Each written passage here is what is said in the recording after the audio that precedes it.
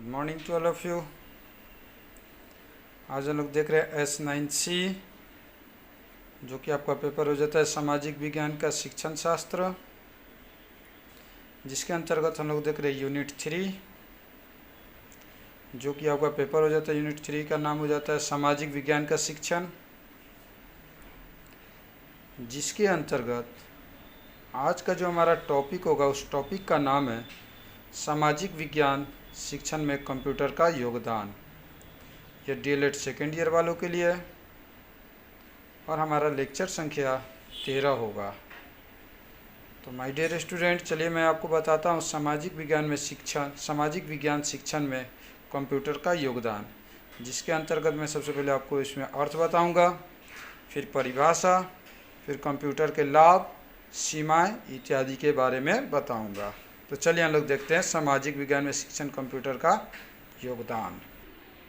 तो my dear student, यहाँ पर हम लोग देख रहे हैं कंप्यूटर के बारे में कह रहे हैं कंप्यूटर अधिगम सामग्री प्रदान करने का सहायक साधन है। अधिगम मतलब क्या हो गया, यहाँ कम्युनिकेशन यहाँ पर कहता है, तथा शिक्षा के क्षेत्र में आधुनिक तकनीक है। कंप्यूटर मनुष्य के द्वारा खोजा गया अत्यंत प्रभावशाली एवं महत्वपूर्ण क्या है, साधन है। अगर इसकी परिभाषा की बात करते हैं तो A.S.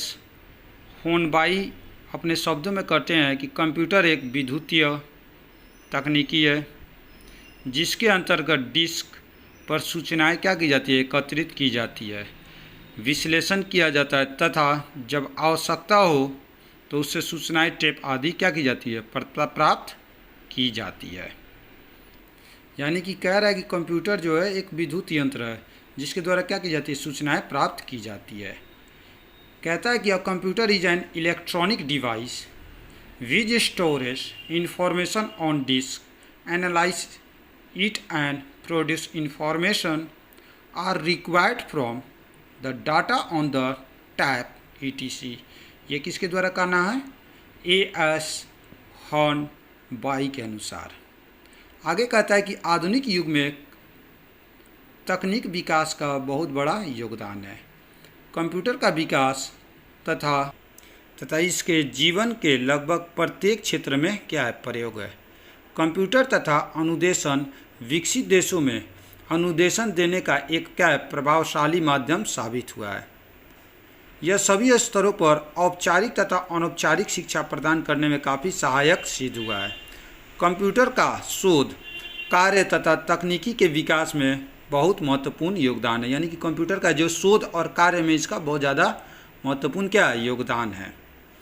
आगे कहता है कंप्यूटर की मदद से अनुदेशन की प्रक्रिया अभिक्रमित अनुदेशन के सिद्धांतों के प्रयोग का परिणाम है। अभिक्रमित अनुदेशन का प्रमुख उद्देश्य व्यक्तिगत अनुदेशन प्रदान करना है। इस उद्देश्य की पूर्ति के लिए यह आवश्यक है कि कोई एक ऐसा यंत्र या उपकरण हो जो काफ़ी ज़्यादा मात्रा में ज्ञान तथा सूचनाएं क्या करे, एकत्रित रख सके। कंप्यूटर विद्यार्थियों की ये सभी आवश्यकताएं क्या करती है, पूरी करती है। कंप्यूटर के द्वारा छात्र अपनी ज़रूरत के अनुसार किसी भी सूचना का प्रयोग मन मुताबिक तरीके से कर सकते हैं।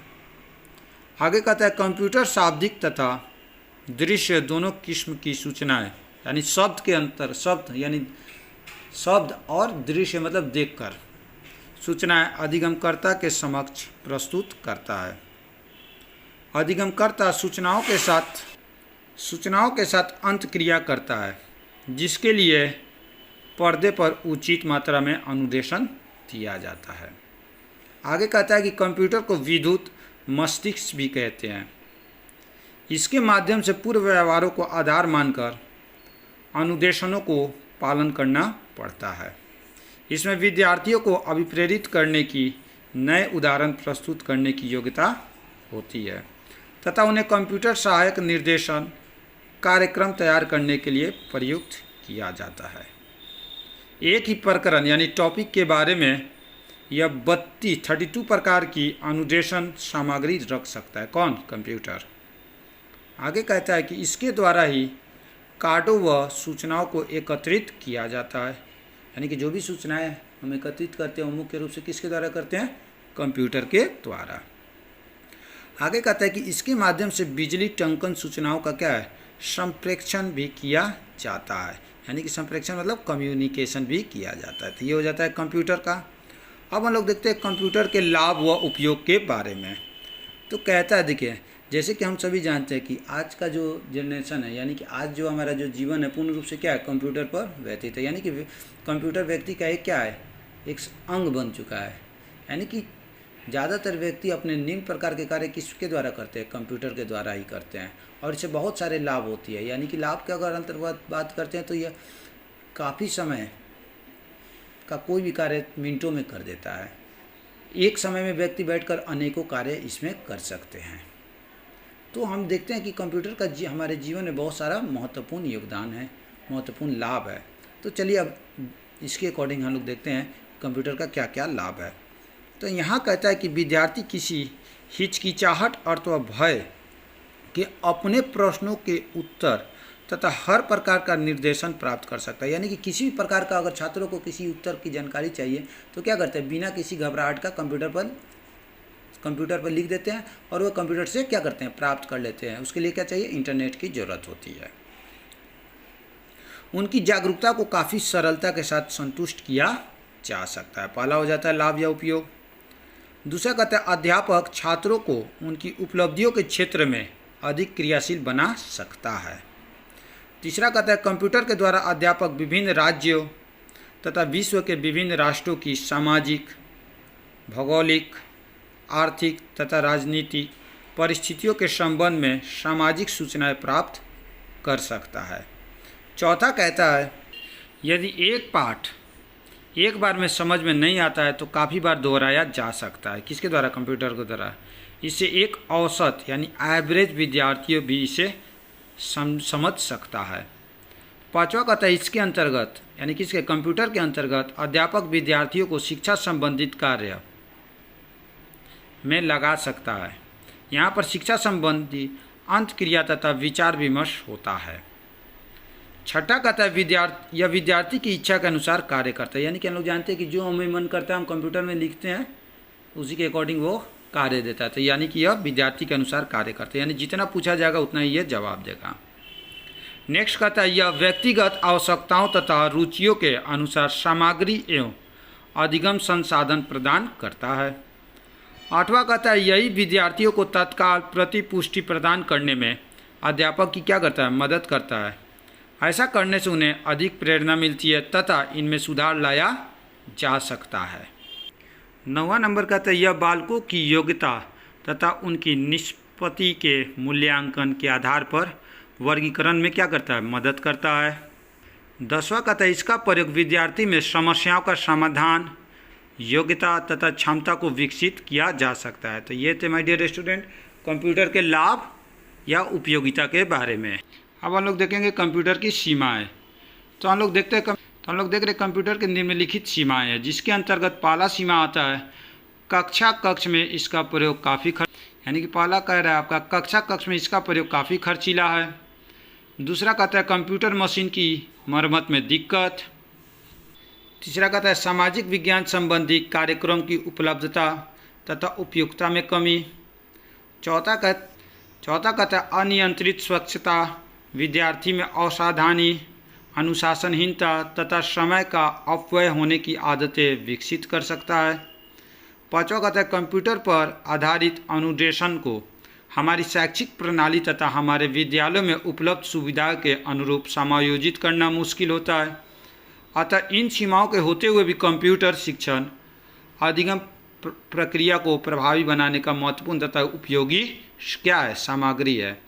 आगे कहता है NCERT के द्वारा एक प्रोजेक्ट जिसे क्लास प्रोजेक्ट यानी क्लास प्रोजेक्ट के नाम से जाना जाता है चलाया जाता है।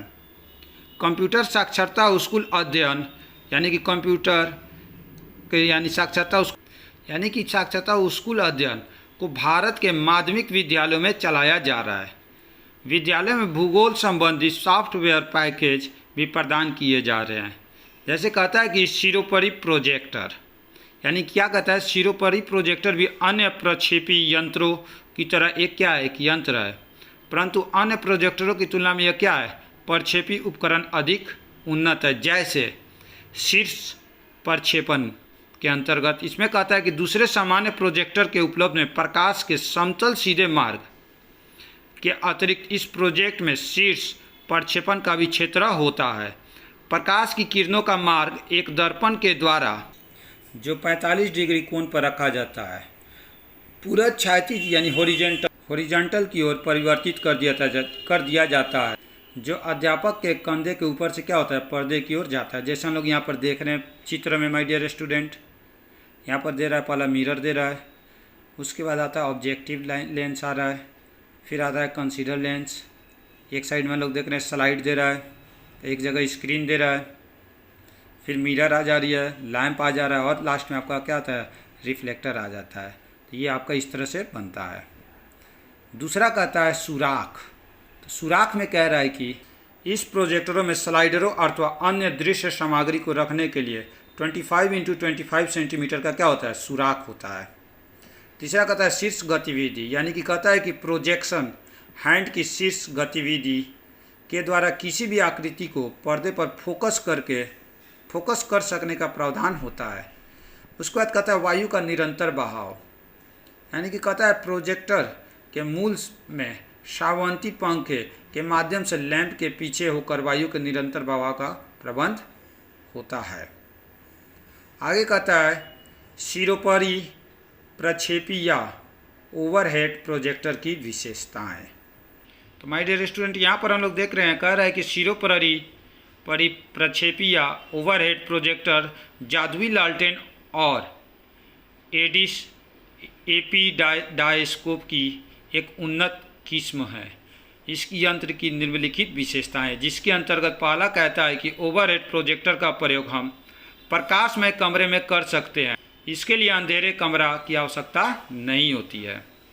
दूसरा कहता है शिक्षक स्वयं को इसको कक्षा में चला सकता है, यानी शिक्षक स्वयं से इसको क्या कर सकता है, कक्षा में चला सकता है।